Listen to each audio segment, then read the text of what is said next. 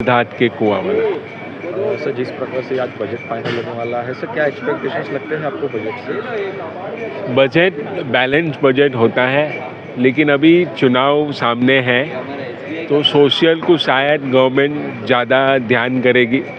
तो social front में जो गवर्नमेंट की फ्लैगशिप इंश्योरेंस पॉलिसी का जो प्रोग्राम है, हो सकता है उसमें मिडिल क्लास को इंक्लूड करें। किसान निधि में हमारा एक्सपेक्टेशन है शायद 6,000 से 9,000 कर देगी गवर्नमेंट इंसेंटिव फार्मरों के लिए। जॉब अपॉर्चुनिटीज़ खोलने के लिए यूथ को जो जॉब्स का प्रॉब्लम है उसके लिए जो फुटवेयर वगैरह में PLI स्कीम का अनाउंसमेंट हो सकता है, क्योंकि जॉब अपॉर्चुनिटीज उसमें बहुत खुलती है।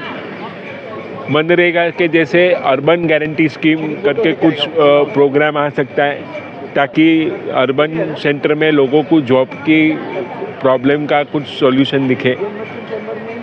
इसी तरह ग्रोथ के लिए जो इंफ्रास्ट्रक्चर इनका फ्लैगशिप प्रोग्राम रहा है गवर्नमेंट का, तो ports, highways, airports, logistic, warehousing, ये सारे चीज़ों में गवर्नमेंट फोकस करेगी और आगे भी, और ये बजट में भी कुछ उस पर और पॉजिटिव अनाउंसमेंट आ सकते हैं। जो पूरे भारत में सब विलेजेस में ऑप्टिक फाइबर लगने की बात थी, उसके भी कुछ आगे बढ़ सकता है।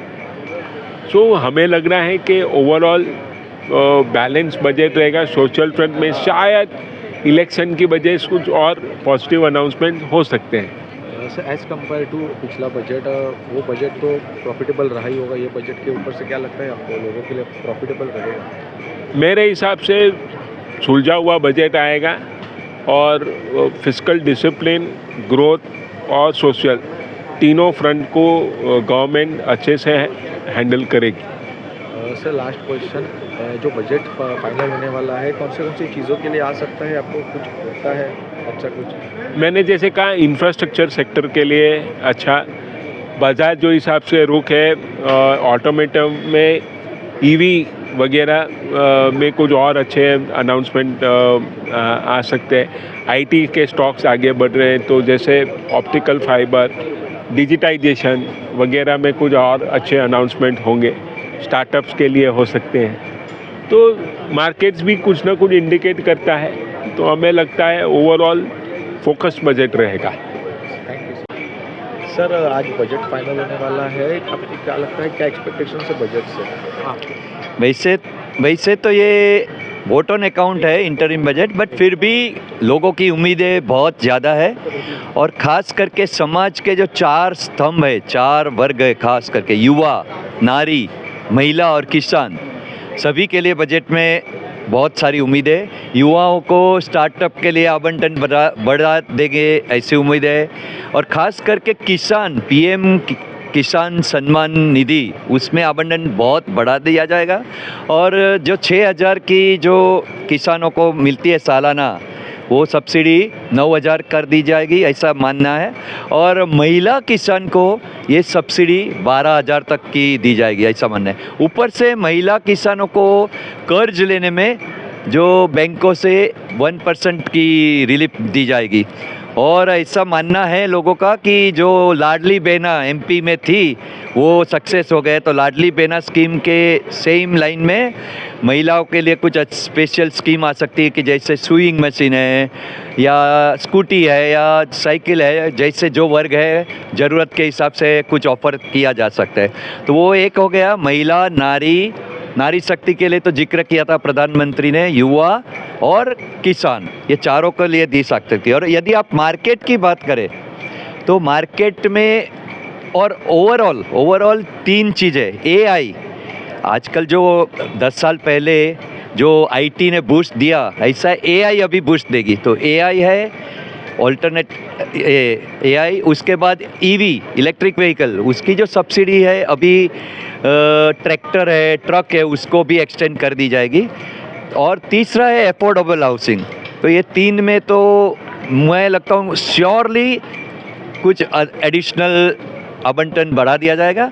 और तीसरा, यदि मार्केट की बात करें, all over the world foreign portfolio investor है, अपने इंस्टीट्यूशनल इन्वेस्टर है, उनकी निगाहें 2 चीज़ पर रहती है, एक कैपेक्स और एक फिस्कल डेफिसिट। तो कैपेक्स जो है यदि 10% बढ़ाया जाए, जैसे CII ने बताया है, डिमांड की है, तो समझो वो 12 लाख करोड़ की जाए, तो मैं आपको गारंटी से बोलता हूँ यदि कैपेक्स 12 लाख करोड़ हो जाएगा, ये सेंसेक्स आज ही 1000 पॉइंट बढ़ जाएगा, 1000 पॉइंट। वो कैपेक्स पे पूरी निगाह है। उसके बाद फिस्कल डेफिसिट, जो फॉरेन इन्वेस्टर सबसे पहले भारत की फिस्कल डेफिसिट जो पहले अभी 5.9% है, तो वो घटाकर 5.3 या 5.5% की जाएगी, क्योंकि हमारे वित्त मंत्री जी ने ऑलरेडी टारगेट दिया है 4.5% फिस्कल डेफिसिट बाय FY26। तो 2 साल में ये यही लाइन में कम की जाती। तो ये दो यदि होता है तो मार्केट के लिए अच्छा ही है। बाकी ओवरऑल तो मुझे लगता है कैपिटल गेन या वो कोई टैक्स को टच नहीं करेंगे, तो कोई नेगेटिव चीज़ हम अपेक्षा नहीं करते market. Sir, as per to previous budget profitable था और ये बजट आने वाला है उसके लगता है उससे भी प्रॉफिटेबल रहेगा आगे लोगों के लिए? नहीं, इतना फुल फ्लेज तो नहीं आएगा, उतनी प्रधानमंत्री और वित्त मंत्री ने बता दिया है, बट वो जो डायरेक्शन है, क्योंकि प्रधानमंत्री ने क्या कहा, निर्देश, दिशा निर्देश होगा, ये बजट है ना, दिशा निर्देश जारी करेगा, तो डायरेक्शन जरूर देगा। तो वही लाइन में यदि कंटिन्यू करती गवर्नमेंट स्पेंड करना तो बहुत अच्छा रहेगा। और दूसरी एक बात मुझे खास बतानी है, जो इंडिविजुअल इन्वेस्टर है नॉर्मली एक्सपेक्ट नहीं करते हैं, बट महंगाई अभी सबसे चरम सीमा पर है, तो महंगाई दर को फाइट करने के लिए जो ये कौन सा डिडक्शन रहता है वो बढ़ा जाएगा, स्टैंडर्ड डिडक्शन वो बढ़ाया जाएगा।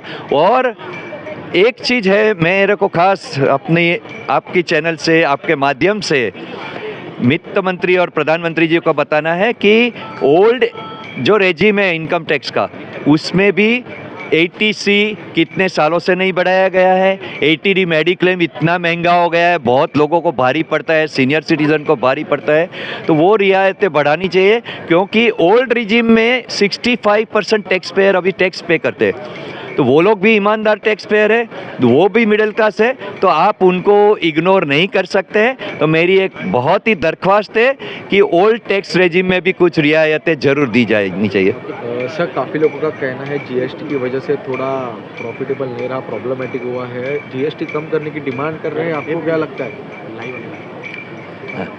GST का कलेक्शन लास्ट 3 महीने में देखा जाए तो 1,65 लाख करोड़, 1.65 लाख करोड़ से 1.70 लाख करोड़ तक हुआ है। फैंटास्टिक, बहुत ही बढ़िया कलेक्शन GST का हुआ है, लेकिन इसका उपयोग गवर्नमेंट शायद फिस्कल डेफिसिट कम करने में, क्योंकि टैक्स की इनकम ज़्यादा, एक्सपेंस थोड़ा कंट्रोल करेंगे, तो फिस्कल डेफिसिट जो है वो कम करने में पहले फोकस करेगी। उसके बाद यदि कुछ पॉसिबल है तो कहीं इधर उधर, बट मैं नहीं लगता है कोई रियायतें ये बजट में, वो सब जुलाई के बजट में दी जाएगी, और अभी उसमें कोई एक्सपेक्ट करना ठीक नहीं है।